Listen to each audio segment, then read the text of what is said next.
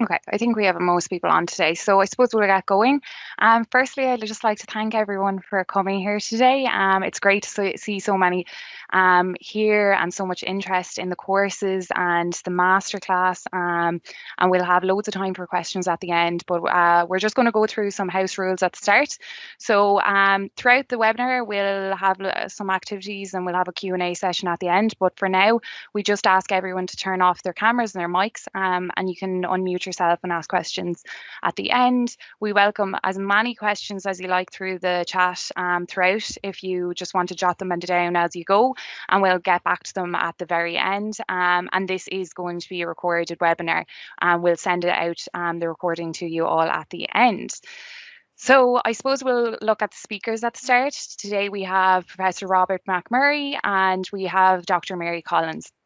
Today on the call, we also have the student recruitment advisor. So we have Franco from the Middle East, myself, Miriam Holden, who deals with Dublin and international, and we have Amy Graham as well, who's just recently started with us.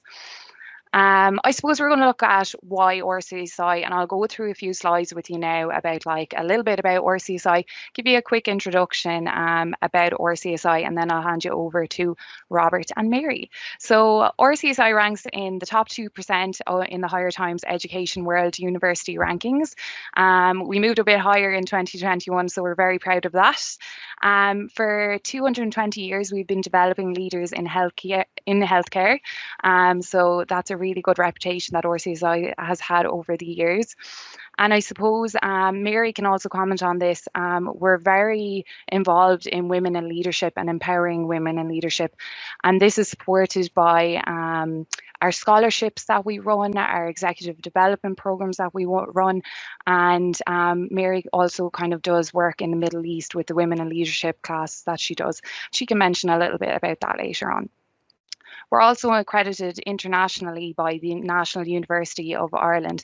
So that's a great note to also mention.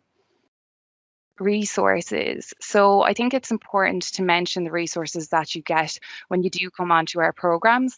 We have our program directors and we also have our program coordinators who you'll meet in the 2-week orientation online. These are just to name a few, so you have lots of information there. You'll see on the slides, you'll get lots of support throughout. And even though the classes are online, you get lots of support all the way through. So that's really, really helpful. Another thing to note is that we are globally recognised across the world. We have so much alumni. In the IOL alone, we have 3,223 alumni across 29 countries, and we're growing every year. Every single year our reach is growing, and I suppose it's important to look at the vision. Our vision is to be an international leader in supporting healthcare professionals through high quality education, research and services to enable you to live long and healthier lives.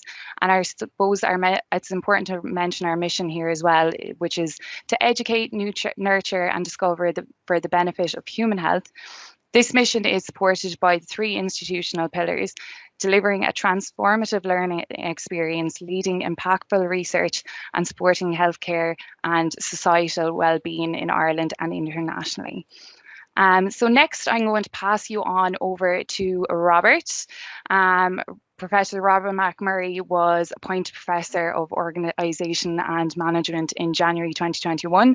As an academic director, Robert works with the Institute of Leadership colleagues to deliver the very best in healthcare management, teaching, research and practice. So take it away, Robert, if you can. If you just want to unmute yourself there. Hello, everybody. Perfect. Thank you so much for giving up your time today. I really appreciate it.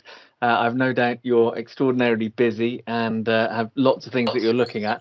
And I'm very pleased that you're looking at us and what we do, and I hope how we might help you. As has been pointed out, I've joined the Institute this year.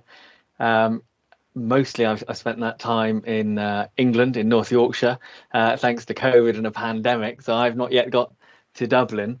But thank goodness for online learning and the new technology that we have that enables us to interact.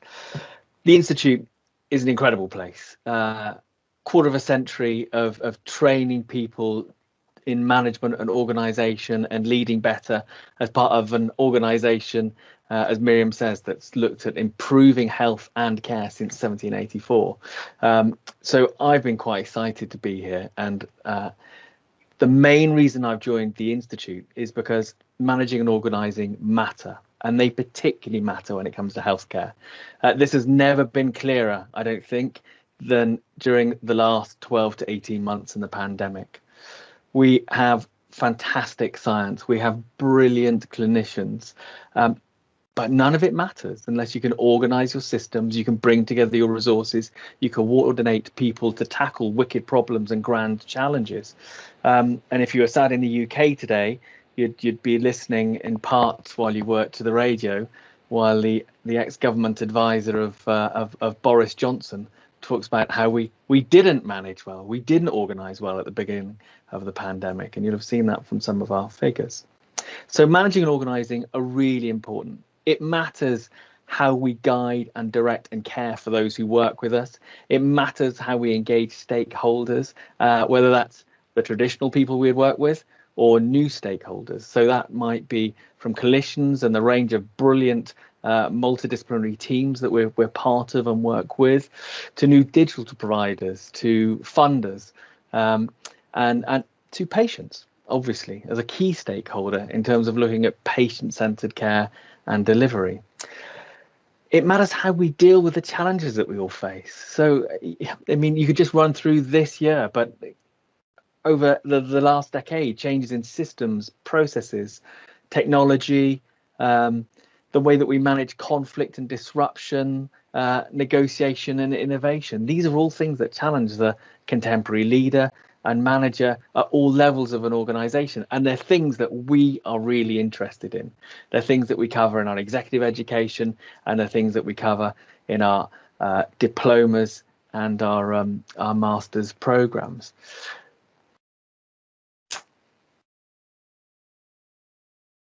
I think one of the things we are particularly good at is caring about you and the kind of manager and leader that you are and that you can become. We want to expose you to the latest ideas. We want to challenge you. There will be times that when you're with us, it will be difficult and you will disagree with us, and you should disagree. We welcome the idea that you might think that some of the things we're teaching are wrong. Being critical is fundamental to good management and leadership. But the bit that always underpins that is why. Why do you think something's wrong? Why do you think a theory won't work in your context? And context is really important. So we'll expose you to established theories and critiques of those theories. We'll look at best practice, but recognize that best practice varies by context and depending on where you are in the world, and help you understand why it might work in one situation, one clinical area, one type of organization or one country, but not so successfully in another. So, and you'll already be aware of this, there are very few universals or one-size-fits-all solutions in management and organising, and that's doubly the case when it comes to healthcare, which is perhaps one of the most complex and rewarding areas in which to work. So our aim, whether you come to be with us for an hour, like today, or for an entire master's programme, is to challenge and develop and aid your reflection about what you do, how you do it, and where it is. You'll have opportunities in some of our programs to do original research or organizational development. You'll have opportunities, no matter what you do with us, to have space to experiment and to reflect on what's best about what you do and what you might do differently. And one of the best things about being a part of an organisation like the Royal College and the Institute of Leadership is each other. And certainly in the courses I've done in my time and the universities I've worked at, being able to network with the people you're on a course with is one of the greatest assets. Because as good as we are, and I won't go for false modesty, I think we are good, we cannot know everything that all of you know.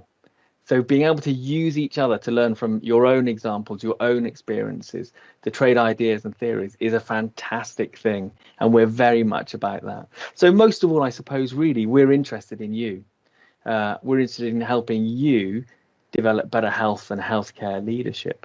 And we're also interested in you as an individual and your well-being, because and this brings us to today's session and Mary's work with emotional resilience. You can't really be an effective and good leader if you can't look after and understand yourself, and that's really important. And that's been, I dare say, for many of us, really challenging over the last period. So so I'm going to hand you over to Mary. Alas, I can't stay for the session because I have to go to a management meeting. But I've no doubt you'll find value in today's session, and I very much hope to see and speak with you in the future. So again, thank you for your time, and it's been lovely to speak with you. Thanks so much, Robert. Thank you. I'll just share the slides again for you, and I'll give you the introduction with Mary. Give me 2 seconds. So that was a wonderful little chat from Robert. And now I'm going to hand you over to Dr. Mary Collins, who will be giving the lecture today.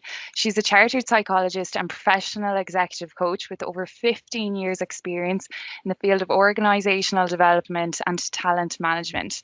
Currently, she's a senior executive development specialist with the Royal College of Surgeons, and she's also a programme director. So Mary, I'll hand over to you if you want to take control of the slides. Great. Thank you so much, Miriam. And hello to everyone. A warm welcome to you. And thank you so much for taking time to be with us this afternoon or this evening. Where I am in Dublin, where many of you may be also, it is a beautiful sunny afternoon, unusually. So thank you for being here. And I'm delighted that Robert mentioned the important point around emotional resilience and how all leadership really starts with how we lead and manage ourselves. So this is going to be quite an interactive session. We have a short time together, but I do hope that you leave this session with 1 or 2 practical actions for you to develop your emotional resilience. But just to get us started and to get us really sort of in the headspace of this topic, I'm going to ask you, if you are comfortable to do so, to pop in the chat box where you are in the world today, because I know we have an international audience. So if you can please type in your location, and I'd like you just to pick 1 or 2 emotions you're feeling today. So how are you doing? How are you really feeling today? And you'll notice on the screen, you'll see the Gottman Institute feeling wheel, which may give you some ideas if you want to select an emotion from this wheel or any emotion to describe how you're feeling today. You'll notice on this wheel, the inner emotions are more intense, and as it comes out, then there's less intensity. So we're just going to take a moment and just ask you to check in with us. Where are you and how are you feeling? Brilliant. And as people are doing that, I'm going to share with you, I've already said I'm in Dublin, and I am really excited and grateful today. I've been working on a book for the last 3 years, and a courier arrived 1 hour ago with the printed copy. So for the first time, I'm able to touch my book. And I'm really grateful and I'm really excited about that. The book is called, I'm not doing a shameless plug, but it's on recruiting talented people, and it's aimed at SMEs, small businesses, small organizations, looking at how they can develop a strong employer brand, recruit people, induct them and engage them early on in the process. So let's go. And just while we're getting the rest of those in, Miriam, I might go to you. How are you today and where are you? So I am based in Kilkenny today. It's actually really sunny outside, so that's always positive. So I'm feeling energetic, really happy. I'm going to go for a run after work now. It's going to be amazing. Couldn't be better. Wonderful. Well, very impressive if you're going for a run after a day's work. Good for you. Okay, lovely. Actually, Miriam, I might get your help as well, just as we go through this. What sort of themes and emotions are we seeing, and where are we seeing? I see someone from Indonesia. Welcome. Wonderful to have you here. Bahrain. Yeah. Dublin, Qatar, Dubai, Saudi, Lonely but excited. Well, hopefully we can be some company for you today. Monaghan, happy, always to be happy from Monaghan.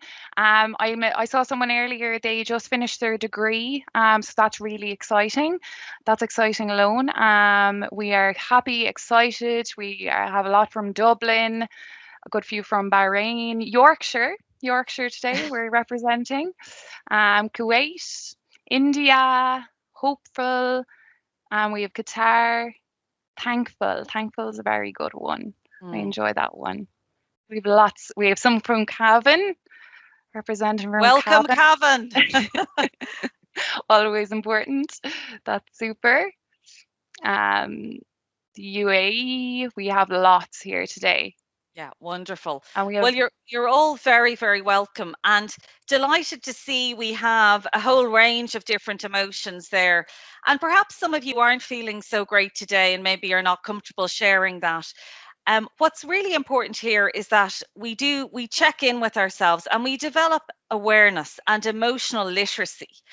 And it is, what we're going to share today are we're going to share some learnings from our scholars, from our executive development work around this whole area of developing emotional resilience. And the starting point is really the ability to tune in and understand how you're feeling, and then being able to express that. So delighted to see that we have so many people from every corner of the globe with us, and also that the majority of you seem to be feeling hopeful, excited, grateful. I know some of our colleagues in Ireland, having just come through, a significant global health pandemic, we have recently been hit with a cyber attack that's having a devastating impact on our health service. So to those colleagues, we really, we're thinking of you. We know how difficult it is at this time. And I think now more than ever, we need emotional resilience. So this is an interesting wheel. And again, it might be something you would like to use with your colleagues as well, just to help us put some, to name how we're feeling. Because we know when we name how we're feeling, research tells us that it can often really diminish the negative effect. For example, if you're feeling anxious, to actually express that to a friend or a colleague, to say, I'm feeling quite anxious today.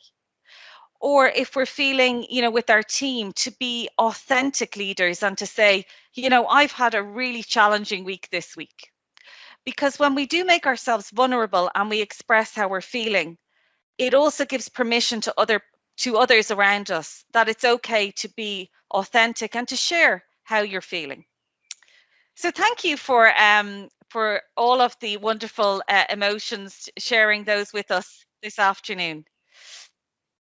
So I'm going to go through a number of different models and frameworks today. Some will resonate with you perhaps more than others, and I would invite you, if you want to get a copy of the slides after, I'm sure, Miriam, we can send a copy of the slides.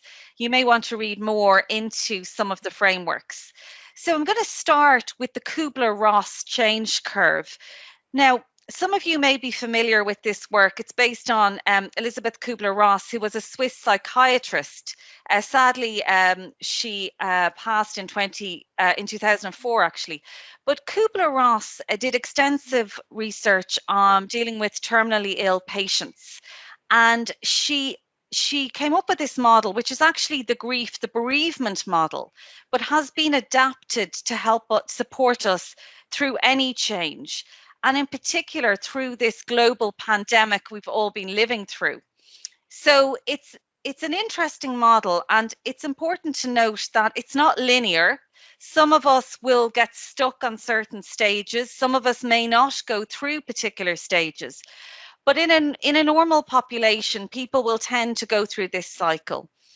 And the important message here is, if you or a member of your team, if you're going through a significant change in life, in your workplace, to support yourself and your team members working through each stage of the cycle.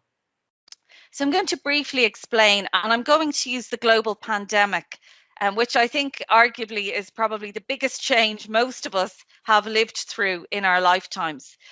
And if I can take you back 15 months ago now, when we first heard about this COVID-19, this virus, I remember well, I was with my colleagues in Dubai, where we were doing an accreditation process there. And it was quite yeah, it was that sense of what exactly is this? What is going on? And that was that sense of shock or surprise. And then we can move into the denial phase, which is this actually happening? You know, and sadly, a lot of people are stuck even now with all of the evidence, stuck in this denial, disbelief phase. So we can go into this state of denial, and that can often be followed by a sense of frustration or anger. And I think we're seeing a lot of that in society, actually. You know, this sense of people just being really, really frustrated, angry. That can often be followed by a sense of depression or low mood, low energy. So we're moving from high negative emotion of frustration and anger down to that sort of low mood, low energy, that sense of languishing, that word we're hearing a lot of at the moment. And I want to point out at this stage that if you or a member of your team, if you are stuck at this stage, you know, many of us, it's normal to have good days, bad days, but somebody who is in this stage and is really stuck, that's a time when you do need professional help. And we do need to support our team members who are really finding and are stuck at this depression stage. For most of us, though, we will tend to come out of that, and then we get into the experiment stage, which is starting to engage with the new situation. So you remember we started trying doing Zoom meetings, Zoom family catch-ups. Did we even know what Zoom was before this pandemic? And then we move into the decision phase, which is really learning to work in the new reality, and then moving into integration, which is where we're really adapting and accepting, and we're living well and positively in the new reality we find ourselves in. So again, it's a simple model, but I think it can be helpful to help us understand that we need to work through emotions at each stage of this change curve. And you know, emotion comes from the Latin word motus, which is movement. And emotions are like a river, they're constantly flowing through us. And it's really important that we work through emotions. We tunnel through emotions, particularly difficult emotions, and we don't try and suppress them, because if we suppress them, they'll tend to come up in different ways. So that's Kubler-Ross. Now, I want to talk about stress, because resilience is the antidote to stress and burnout. But it's important to note that not all stress is negative. And I'm sure many of you will be familiar with this concept of eustress or positive stress. And that is the stress we need for optimum performance. So we need that adrenaline, that sense of, you know, I've got a big project or a big presentation, that sort of healthy stress to get us performing. Where this becomes distress is where we need to watch out for. And if you look at the graph, you know, to the right, it's that resistance, the distress, when people are anxious, pessimistic, demotivated. And equally, on the other side of that is boredom. And, you know, people are often surprised to know that boredom can be as detrimental to our well-being as distress. So, for example, a lot of my work in leadership coaching, if somebody is, you know, stuck in a rut, have been doing the same role for a number of years, we talk about rusting out versus burnout. So again, equally damaging. So we want to stay in that optimum level of performance without tipping into distress. Now, many of you on this call working in healthcare may have found yourself in high states of distress. We know burnout is at significant levels globally among our healthcare workers. And really, we want to focus in on what are some of the practical things you can do to manage your own well-being and your own emotional resilience. But again, I'd like to get people's views, perspectives, and And this, I want you now to have a moment of reflection. We know reflection is such a core, central quality of good leadership. And the question I'd like everyone to provide an answer, and I'm going to hand over to my colleague Amy in a moment. What leadership quality do you think will be most important in the post-pandemic workplace?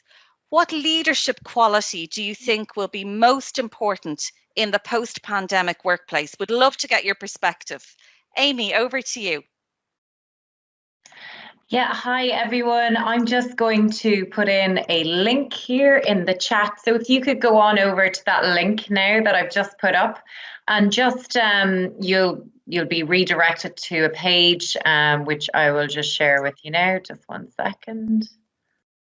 Here we go. You'll be brought to this page. So if you put in your answer into the box here and just submit. So I'm going to put in mine right now. So I am going to put in adaptable.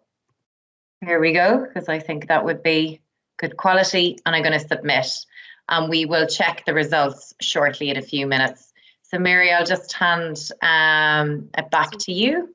We have some great ones coming in already in the chat, some eager attendees getting in there already. We have some acceptance and patience as well, and emotional and social intelligence. So there's perfect examples, isn't it, Mary? Yeah. Of what we're looking for. Absolutely. Yeah. Patience is an interesting one. Yeah. Courage is coming in. Adaption. Brilliant. If we can get you to go to that link, because then we'll see it in a nice word cloud, so we can start to see what are some of the more common leadership qualities that people are saying. If you can't join it, I can pop them in for you. No problem. Oh yeah, great. So you can just pop the ones that are coming through. Empathy, intelligence, digital health, innovation, flexibility, positivity. Brilliant. Fantastic.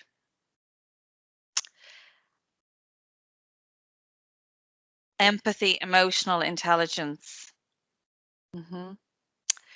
It's really interesting to see these words coming through. Communication, listening to staff. It's going to be huge, absolutely. And I think particularly those of you who will be involved in that hybrid workplace, you know, communication in the digital world requires us to be more proactive around building connection and building empathy with people.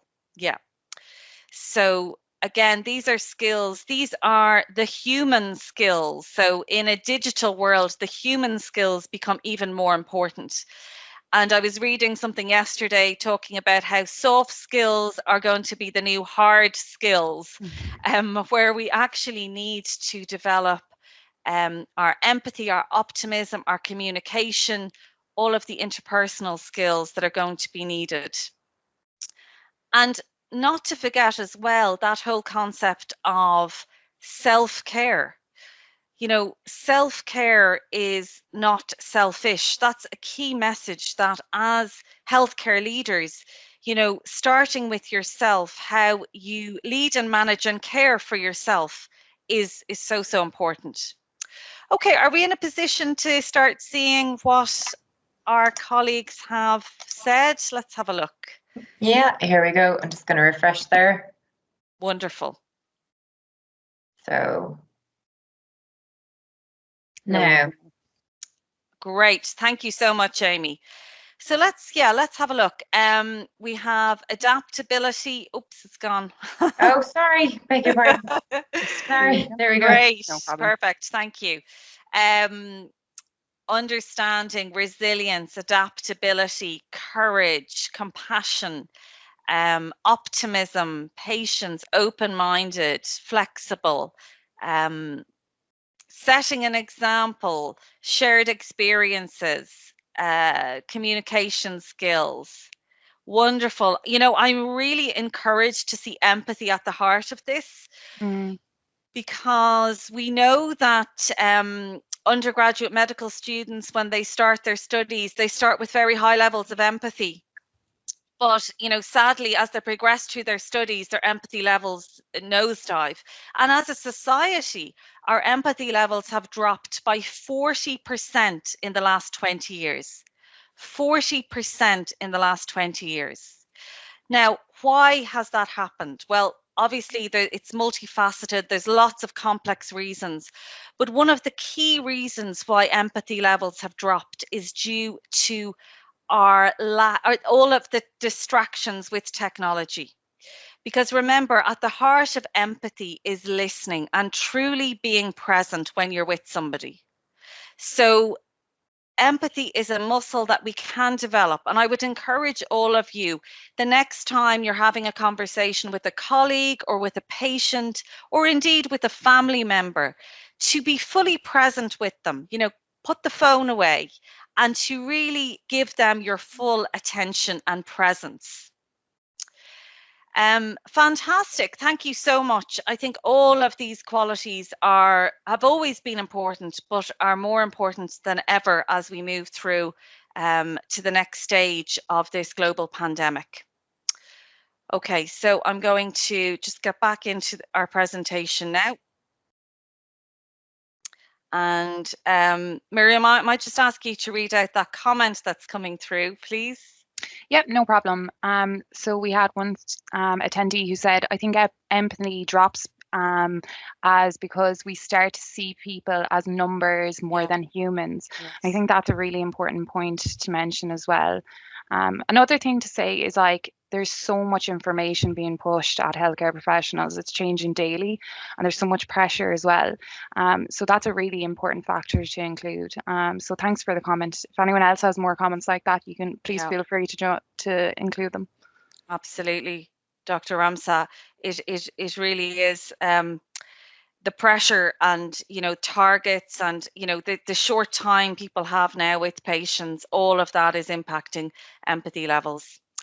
Okay, I want to move on to talk about emotional intelligence. We're talking today about this whole area of building your emotional resilience. I want to share with you a framework of emotional intelligence that I've been using with healthcare leaders for the last 7 years. But before we do that, let's even consider what is EQ, what is EQI? And this was the cover of Time magazine from the mid-90s when this area really started exploding. It's not your IQ, it's not even a number, but emotional intelligence may be the best predictor of success in life, redefining what it means to be smart. And this is when research started to emerge around successful leaders. We know two things. We know they have a high IQ, they have the smarts, but they also have a high EQ. So the most successful leaders globally have a high EQ and a high IQ. And sadly, often when we deal with very, very smart people in healthcare, people who come to healthcare with really high IQ, but they're not always compatible, high IQ and high EQ. The good news is EQ can be developed, and that's what we do on a lot of our programs. So I'm just see some comments coming through. So Lubna is saying, what kind of leadership development initiatives are effective in developing emotional resilience? Yeah, coaching, absolutely. Mentorship. Lubna, you've actually answered your own question there, which is wonderful.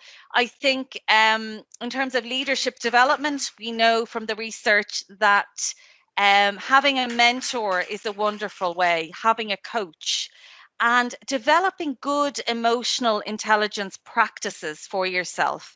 So things like journaling, things like meditation, if that works for you. I will be going through some other specific actions at the end of the presentation. So hold that thought. Great. And we're seeing staff burnout, lack of resources and recruitment of new staff is a big issue. Absolutely. A huge issue when we can't recruit or retain the staff we have. And we know there are high levels of absenteeism, not only through, sickness, healthcare workers contracting COVID over the last year, but also people experiencing burnout as a result of that. Okay, so moving on, EQ is the capacity for recognizing our own feelings and those of others, for motivating ourselves, and for managing emotions well in ourselves and in our relationships. So this is the definition from Daniel Goleman. Some of you may have read his book or have it on your bookshelf. My experience is a lot of people have it on their bookshelf. But I want to point out here that what a lot of people don't realize, EQ is about how we manage our own emotions, how we tune into them, how we self-regulate, how we interrelate with others. But a missing piece for a lot of people is the self-motivation. People with a high EQ keep themselves motivated. And now more than ever, I notice in a lot of my leadership coaching, people are struggling with productivity, with getting things done. I'm hearing the phrase, I've lost my mojo a lot. I've lost my mojo.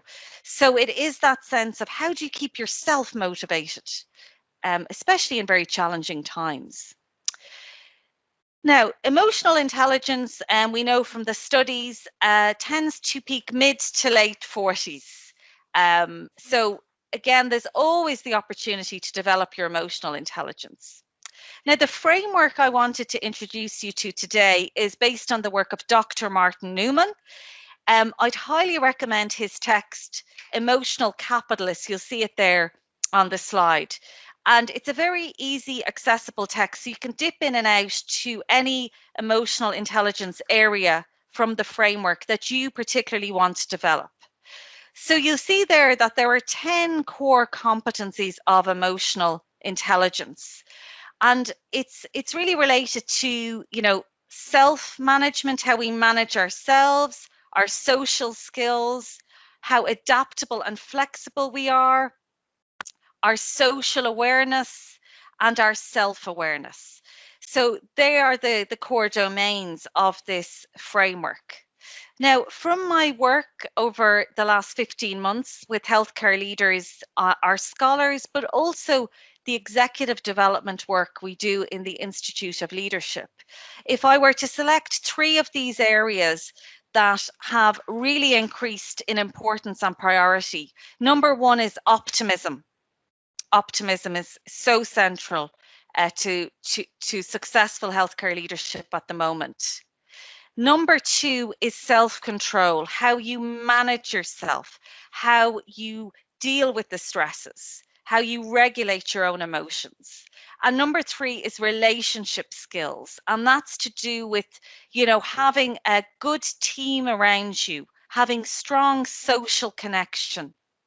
And the other area, of course, is adaptability and flexibility. I think the people who've struggled the most that I've seen in my work are the ones who have really not adapted to the new reality, who've really got stuck, really, really struggled.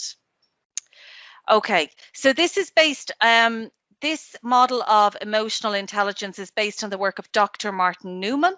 And it's a very evidence-based model. Again, if you go to the book, you'll find more information and the link. So it has been, it's probably in the last 8 to 10 years, but it's constantly being updated, and research is very active in this area as well. Now, I wanted to introduce you to the work of Professor Mark Brackett from Yale University. And he has spent his life studying emotions. And he's developed a really nice model called the ruler model, which I hope is something that you can draw down and recall. And the key skills of emotional intelligence, number 1 is the R is for recognizing emotions in self and others. So that sense of self-awareness and really tuning into yourself. The U is for understanding the causes and consequences of emotion. So, okay, I'm feeling, for example, let's say I'm feeling quite anxious today, or I'm feeling just a little bit, worried. So trying to understand that, okay, why am I feeling this anxiety? Why am I feeling this worry? The L is for labeling emotions accurately. And again, you might think, why is it important to put a name on an emotion? Well, it allows us then to express it to others, which is the next stage, and to bring some meaning to that emotion for ourselves. And you might be familiar with the term name it to tame it, that we're almost trying to put a label on it so we can share and express how we're feeling with others. And then the E is for expression, the R is for regulating emotions effectively. So again, I'd encourage you to, check in regularly during the day, how am I feeling? And what do I need to do if I'm in a negative state, what can I do to support myself at this moment? Now, that can be as simple as just taking 3 deep breaths, particularly if you're in a busy clinical environment, just tapping in to our breath, which is with us always and something we can access. So I want to talk now about optimism. Optimism is one of the foundational ways to improve your emotional resilience. And when we talk about negativity bias, Professor Martin Seligman is doing excellent work and has done excellent research in the whole area of developing optimism. And he talks about Teflon and Velcro. So when we have positive experiences, it tends to be like Teflon. They sort of bounce off us and we don't really sort of engage with them or value them or recognize them. But negative experiences, we are hardwired, and it's like that, the Velcro, they stick with us. If we've had a bad experience during the day, let's say we've had a run-in with a colleague, that tends to stay with us. So it's important that we focus on the positive. We focus on what we're grateful for, and we start to build up that muscle of optimism. So optimism comes from the Latin word optimus, meaning best, and optimistic people always look for the best in any situation. They sense opportunities even in the face of adversity, and they're resilient. They can see the big picture and focus on the possibilities of what can be achieved. And really optimistic people bounce back from defeat. They can dust themselves off, so they have the ability to bounce back. Now, it's important that we also stay grounded, and this is not a Pollyanna view of the world, rose-tinted glasses. And Admiral James Stockdale is responsible for what we call the Stockdale Paradox, which is, you can see the quote here, "You must never confuse faith that you will prevail in the end, which you can never afford to lose, with the discipline to confront the most brutal facts of your current reality." So it's about acknowledging the facts, but the difference here is that we stay constructive, we stay hopeful. And again, I'm giving you all these book references, but again, there might be 1 or 2 that you're interested in following up with. Learned Optimism, How to Change Your Mind and Your Life. Now, Professor Martin Seligman, interestingly, would regard himself as a natural-born pessimist, but over the years, he has developed his optimism. So if you're thinking, I'm not optimistic by nature, you can develop optimism. And the explanatory styles of positive psychology, the pessimist will say, this will last forever, this will undermine everything, it's personal, it's my fault, and there's nothing I can do about it.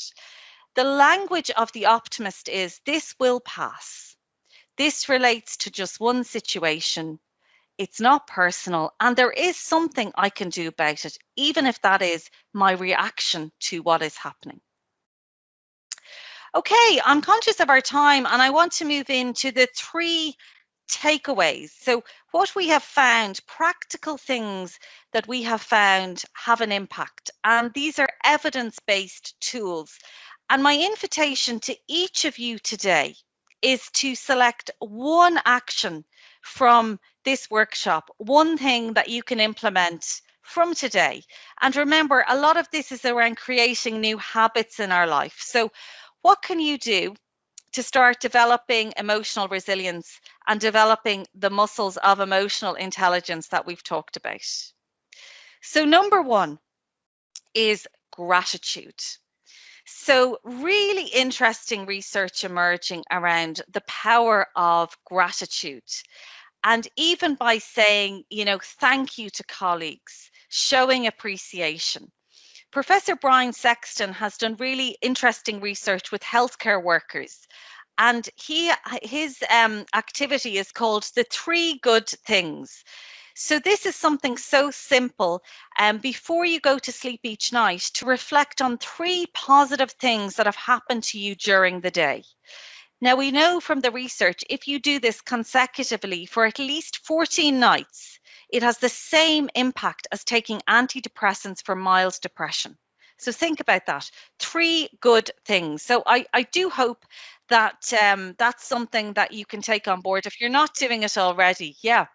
So just quite simply, before your head hits the pillow, 3 good things that have happened to you. And you'll see there, I've mentioned some studies that gratitude has been found to increase our well-being, our life satisfaction, greater connectedness to others, greater physical health benefits from gratitude. So we sleep better. And it makes sense, doesn't it? If you're going to sleep, sort of reframing the day on a positive note. Takeaway number 2. Strengths. What energizes you in the world? Find out your character strengths. And you'll see there, I've put a link to the VIA, Values in Action Character Profile. This is an online strengths profile that you can do free of charge. I think about 4 million people have done it globally, and it's been opened up. They're building the database around it. So it's a very evidence-based tool looking at your signature strengths. So when we understand our strengths and play to our strengths, that develops our sense of happiness, acceptance, and our overall well-being. So I would encourage you to do the character strengths, those of you who have not done it so far. And I see some of, yeah, Lubna has done it. Some of our scholars are on this call and you will be very familiar with this. So again, I'd encourage you, it's not only about knowing your strengths, but are you engaging with your strengths? And, you know, it is difficult in this climate.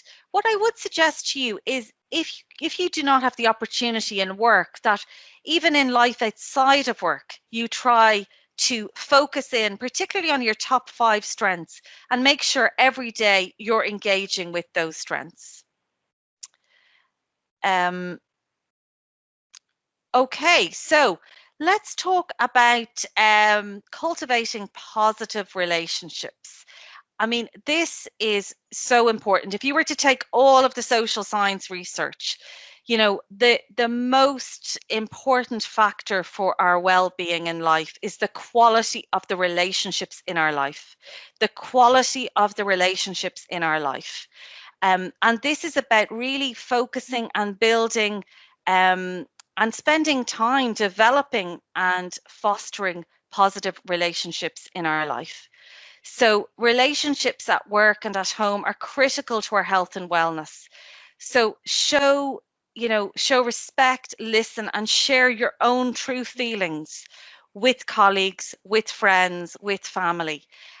These are the words of Professor Beth Freites, who is the lead in Harvard on lifestyle medicine.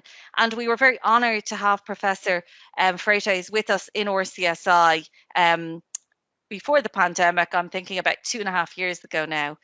But again, I'd encourage you within your life to make time for those relationships and to actively seek out people who build you up. They could be mentors, they could be friends.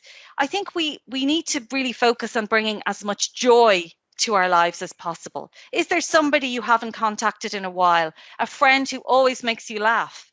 And we need humor, we need laughter, we need joy in our lives. So just to recap the takeaways. Number 1 is gratitude, practicing gratitude and the 3 good things. Number 2, just to recap, is our strengths. It is about knowing our strengths, playing to our strengths. And number 3 is cultivating positive relationships in our lives. So they are our 3 key takeaways. Conscious of our time, I've got resources here on the slides if anyone wants to read further into any of the topics we've covered. But just before I wrap this session, I would love to hear one action that you're going to commit to. So if you can pop it in the chat, or if you want to turn your microphone on and just say your name before you speak.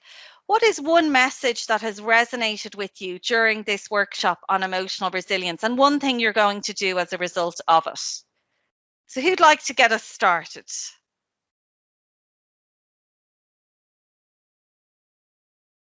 Three good things. Wonderful, Linda. It's so simple, isn't it? Gratitude. Yep. Come on, I'd love to hear from someone. Don't be shy. Who's going to pop their mic on and just say your name, please? I'll go, Mary. I'll just say cultivating relationships, because that's really important now, because we're working remotely as well. So it's even more important now working remotely than it ever was before.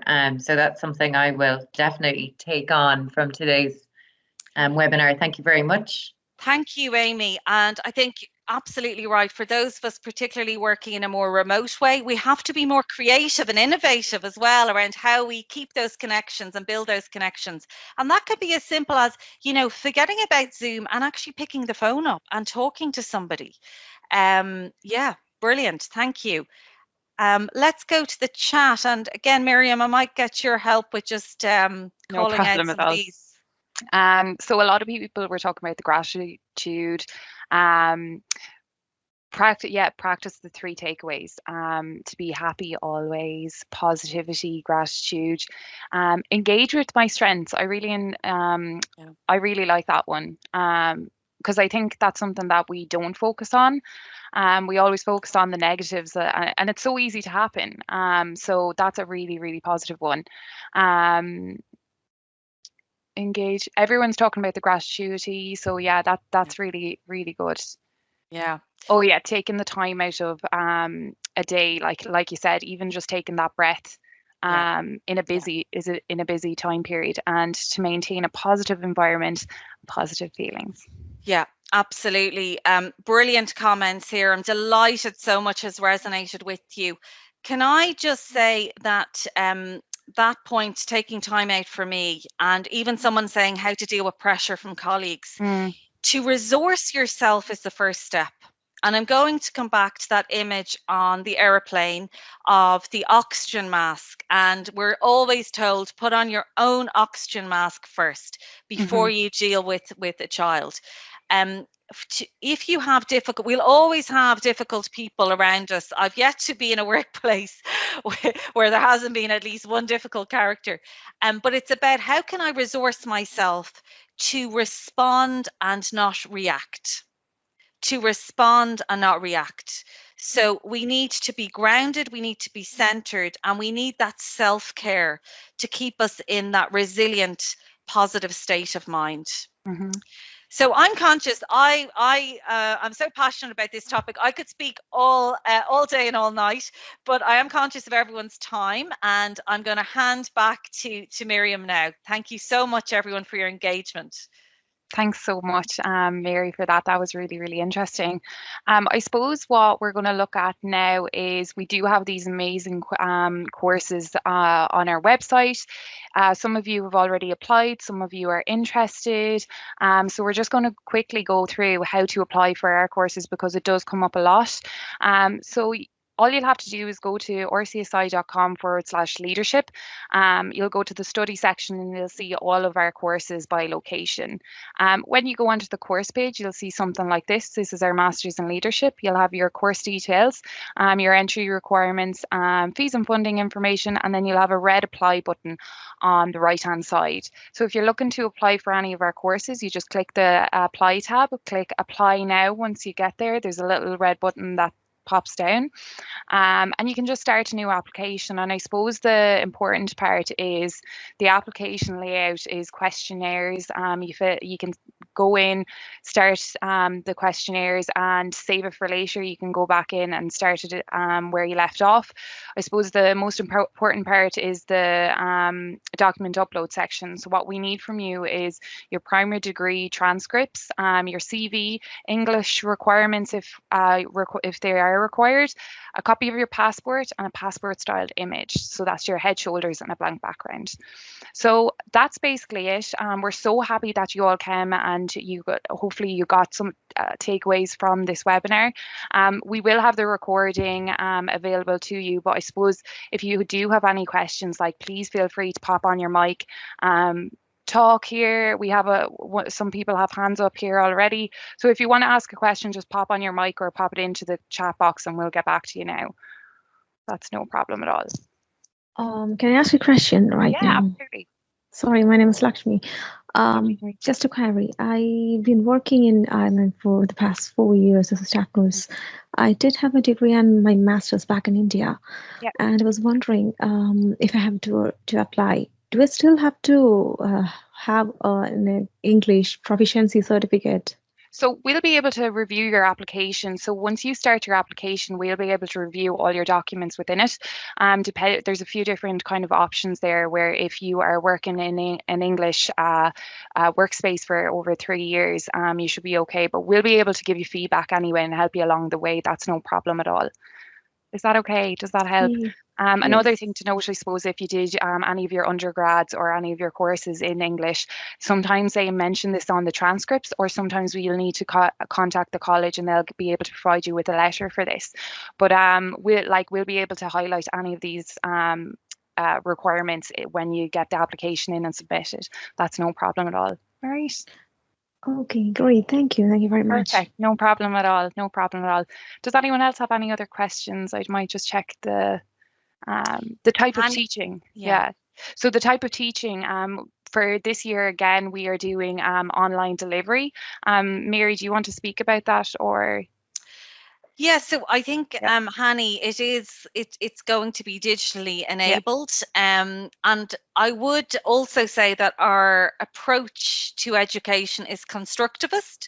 So what that means is the knowledge is in the room. It's very interactive. We don't tend to do sort of chalk and talk, if you like. It's about sharing experiences. You know, we tend to get healthcare leaders from all different disciplines within healthcare, and it's about learning from each other, as well as hearing about best practice and research in the particular topics. So it's very much interactive, engaging, and adult learning. So we acknowledge people are working in very, very challenging environments. So where possible, we are as flexible as we can be with you. No, absolutely. So can you give more information on the scholarships? So I suppose for this year, we actually have the Women in Leadership Scholarship in collaboration with the 30% Club. I'll actually pop in the chat the link on how to apply. So basically, all you have to do is fill in the application form and the requirements. And if you have any questions, you can direct them to leadership@rcsi.com. I'll pop that in. To apply for the scholarship. So I'll just pop in the link, and if you just follow this link and start filling out the application form, that should be fine. And that's only open to women. It's the Women in Leadership Scholarship. Yeah. Is that okay? Do we have any other questions? If you don't want to ask a question today, we do have the leadership email there. The information is there. There's also a request information button on the RCSI website. So if you just go to the RCSI, www.rcsi.com/leadership, and then you'll see the request information form there. Pop in your information, what course you're interested in, and we'll get back to you. Perfect. And Amy's just popped it up into the chat as well. So if you do have any questions, please feel free to ask. All right. But it seems like there's no other questions right now, so I think we'll finish up. It was oh yeah, no problem. Work away. Good afternoon. This is Dr. Noura from Saudi Arabia. Hi, how are you? I'm fine, thank you. My mentor is Dr. May Abu Saud. She studied, I think, in your college. And she's had the degree of master now in leadership. I'm actually interested in master in quality. Yeah, but they told me in Bahrain branch, I called them, I tried to contact them, and they told me it's not really they don't accept any students from Saudi Arabia anymore. They said because it's not recognized at your country, and they stopped accepting any application from our sites. All of our courses are recognised now by the National University of Ireland, so you can apply for any of them courses. That's no problem at all now, but they are just right. They wouldn't be recognised locally. They'd be recognised by the National University of Ireland. Is that all right? So all you have to do is pop on to the Dublin course pages, and you can apply there. And I can apply in diploma, not master.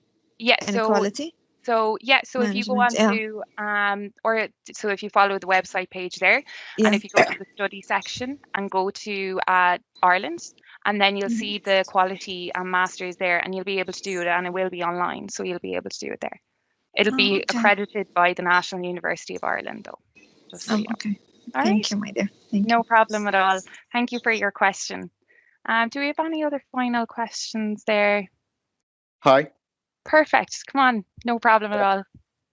Sorry, regarding what the doctor she just said, I contacted the Saudi Commission for Health Specialties, and they said it's accredited, the master degree, but for the new type of teaching, e-learning, it's not accredited yet. So is there any way to like modify it for us to attend in Bahrain, or like? So not right now, just because of COVID, but if we do have any updates, we will let you know. Is there a possibility to like reevaluate it in January, or regarding the circumstances, if there is any update? Yeah, like if we do have any updates at that period of time, like so much changes so quickly these days that we can only go with what's happening with these times. They're so changeable these days, but we will update our website as soon as we have that information. Is that okay? Yeah, but thank you. Regarding the curriculum and everything, the teaching method, can I get it like in a PDF or something like this? Yeah, so we have all the information up on the website, but we'll work on getting PDFs ready for you for more information. But in the meantime, if you have not filled out the request information form already, I'd advise you to pop onto the chat there. Amy's just after putting in the contact us form. If you pop in your information there, we'll be able to contact you. Is that all right? Yeah, I'll contact Franco. He's very helpful. Perfect. And he's doing very good job. Thank you very much. Thanks so much. And thanks, Franco, for your help. You've been really good. Thanks a lot. Thank you so much for joining today. Do we have any other questions? If you have any questions, just pop on your mic. Hi, hello. Hey, how are you? Hi, fine. This is Dr. Aldin from Doha, Qatar. Yep. Hi. Just want what if you can just summarize in a few words what the difference of diploma and master in meaning of leadership. You know that for me, I'm working as a consultant in infectious disease, and I'm really with the pandemic, we are really have a lot of clinical and administrative job, and I need I need to develop myself in leadership. So, but the time availability of time available to develop ourselves, it's so limited. So what you think that master can add more than diploma, and how can I decide whether I need this diploma or master? Okay, well, I actually have we actually have a webinar on the professional diploma and clinical leadership specifically, and if you I'd love to share it with you. I think it might help you along your way, but I suppose if you're looking at I'd always ask what the end goal is. If you're looking towards a master's, that's easy. There's no progression from the professional diploma and clinical leadership onto a master's. So although it is a shorter course, it might not get you to your end goal as fast. So I suppose with all of our masters as well, they can be broken down, and we have a 2-year course for the masters, but it can be completed over a 5-year period. So if you are in a position where you are really busy right now and you think, oh, I won't be able to do a masters back to back for for that amount of time because I'm super busy right now. We do have the option to take a leave of absence if you get too stressed in your own job or something comes up, and then you can come back and do it. It just needs to be done in a 5-year period of time. If you just pop over an email to leadership@rcsi.com, I'll send you the link to the Professional Diploma in Clinical Leadership webinar that we held in March. And I think that might give you a bit more insight into the Professional Diploma in Clinical Leadership. And then we're hoping to do more of these types of webinars for the different masters as well over the summer. So it might be helpful to just check out the Professional Diploma one first. We are going to do more of the Professional Diploma in Clinical Leadership webinars as well. So that might give you a bit more insight. Would that be helpful? Yeah. So the webinar is available in the website? So what I will do is if you email leadership@rcsi.com and just mention that you were looking for the link to the webinar, I'll be able to send it over to you. Is that okay? Perfect. Thank you so much.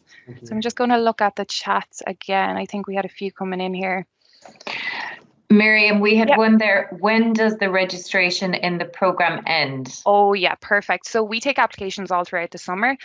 We do know that some sponsored students funding only pops up at the end of summer. So we do take applications throughout the summer, but we do advise students to get in their applications as soon as possible. We will take applications all throughout the summer, but the main thing is just to keep contact with us and update where you're at with your applications and stuff like that. And we're more than happy to help. Okay, and we study masters after bachelor degree. Okay, Fatima, do you want to come on and just ask me what question? So you said we study masters after we study bachelor degree, question mark. If you want to pop your mic on there and ask your question, you're still there? No? Okay. For the European, what should I enter? So in the description on the application, if you don't have a PPS number, there's actually a filler that you can pop in. So just copy it. It's just above in the application description in that part. So if you go in, you'll be able to see it. Just copy and paste that in, and that shouldn't be a problem. If you're having any issues, again, just drop us an email. That's no problem. Franco just popped it into the chat there. So when the program, so someone's asking when the program will start, is it monthly? So we actually have the timetables available for all the programs. If you go onto the individual course page that you're actually applying for, it's in the course details, scroll down to the end and you'll see the timetable there. And so basically it'll have a start date. This is a start date that your module is released to you. And then you'll have your lecture days. So it's 2 days back to back. And then you'll have a follow-up day the next week. And that's for the master's programs. The professional diplomas are slightly different, but we'll have all the timetables up there for you as well. So that's no problem. Yeah, and that's really into the timetable. Yeah, no problem at all. That's perfect. Now, is there any other questions that you'd like me to answer? Okay, Miriam, can I ask another question, please? Yeah, no problem. Work away. I'm actually a dentist, senior registrar dentist. Is it more beneficial to me to get diploma or master? Depends on what your end goal is. So, and it depends on what diploma you're looking to do. So, I suppose health quality. Yeah. You're looking at healthcare and quality, so you're looking at the professional diploma or it depends. Like again, I'd advise you to come to the webinars. There's still loads of time to apply, so we have the whole summer. And like what I would do is you'll be getting emails about the different webinars over the summer, so I would advise you to come and attend them. It'll give you a little bit more insight into the course. But if you'd like to have a little conversation offline, I'd be more than happy to have a chat with you. Is that okay? Yes, please. Perfect. Yeah. If you drop Can I me get an your email? Yeah, so if you just email the leadership@rcsi.com email, we'll reach out. Is that okay? Thank you. No problem. Okay, Thank you so much for attending. We just have, I think that's all the questions. Anyone else? No, we're happy to wrap up then. If there are any questions, again, you can direct them to leadership@rcsi.com. And I'd just like to thank everyone for attending today. It was such a positive turnout, and you were really interactive today. And I'd also like to thank Robert and Mary and all the team helping out moderation today. Amy was amazing, and we have Franco and Shun. So thanks so much, everyone, for joining. Mary, would you like to say goodbye? Yes, just to echo your thanks to each and every one of you for being here with us. And I would also like to thank the team behind this as well. Thanks to the RCSI team, Amy, Miriam, Franco, Shun, everyone who was involved. And I do hope that you can take, at least one action from today's session. And we look forward to seeing you in the Institute of Leadership in the future. Take care. Thanks, everyone. Thank you. Have a good day. Bye.